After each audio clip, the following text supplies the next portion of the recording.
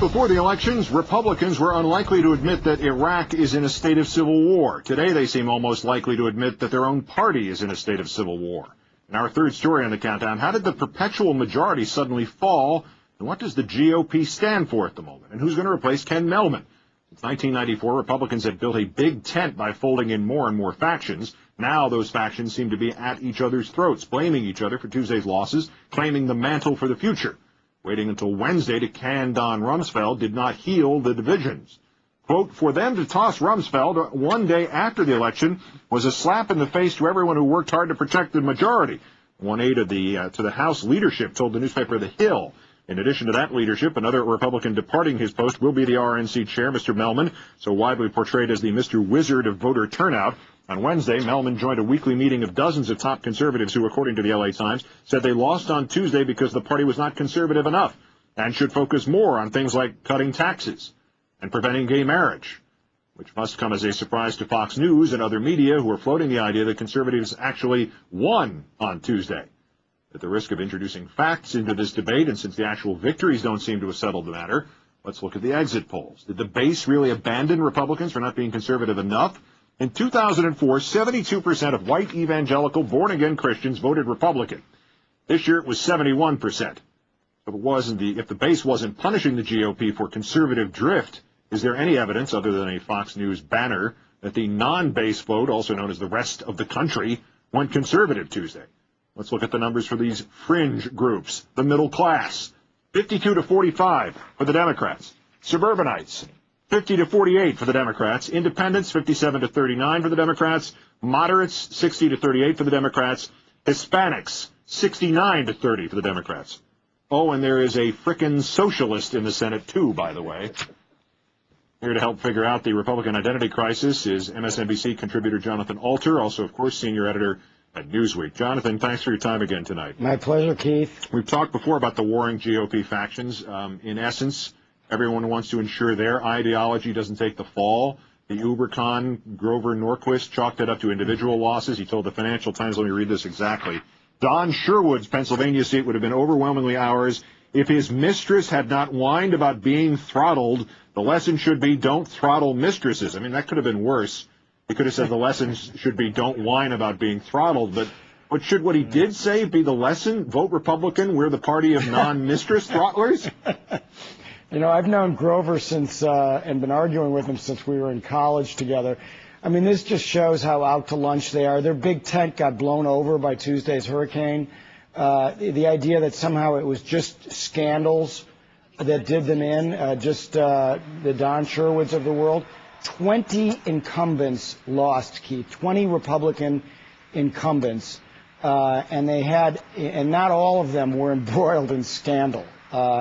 And there were, another 30 that won by the skin of their teeth are in serious danger the next time around. The conservative movement, as Pat Buchanan, who I rarely agree with, says, has atrophied almost to the point of extinction in the last 40 years. It really started in 1966 with those midterm elections when they made big gains after the Goldwater debacle, and it's running out of gas. Does that mean conservatism is dead? Of course not. But this particular movement that Grover, say, represents is in big, big trouble in this country. Did the GOP, in your assessment of the data that we have, lose Tuesday because it failed to carry out its goals or because it succeeded and the voters looked at that and went, no, I don't think so?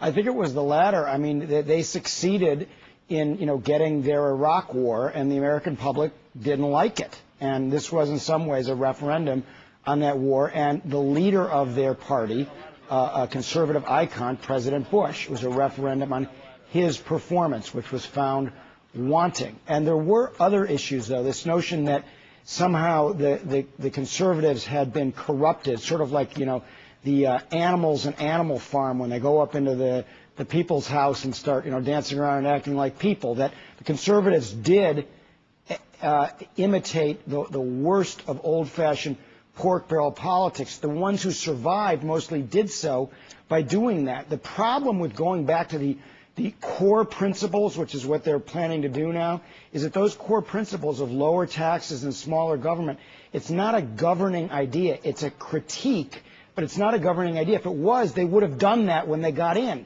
But they realized they couldn't perpetuate their power with those conservative ideas. Meanwhile, the neocons have been totally discredited, and the theocons are kind of dispirited. So their coalition is in great peril. Obviously, before we know it, we'll be in the primaries. Goodness, we might be in the primaries tonight with this Associated Press story about John McCain forming an exploratory group for 2008 that will be announced next week. When all this actually starts, if it's next week or next month or next year, the activists and not the moderates will be out there in play and making a lot of noise, and there will not be a nominee coming out of the Bush administration. What are the primaries going to tell us about the Republican Party's new identity, if any?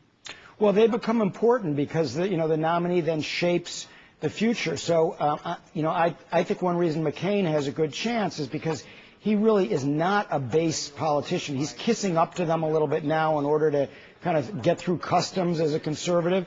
But he goes more with the traditional view of American politics of tacking to the center, the opposite of Karl Rove's idea. And I think the base strategy that Rove used is we're going to see it as a great exception. Usually presidents govern from the center. And the problem is the Republican primaries are still so dominated by hardcore conservatives that these candidates, whether for president or other offices, get whipsawed. They know that in order to win in November, they should tack toward the center. But if they do that too much before their primaries, they'll get wiped out by a conservative in the primaries. So these incumbents are in political peril looking ahead to the next election. And we'll see when John McCain gets slapped around for having slapped around John Kerry the last week before the election. Probably coming after the primaries. We'll see how that turns out. Senior Editor Jonathan Alter of Newsweek, as always, sir. Great thanks. Have a great weekend. Thanks, Keith.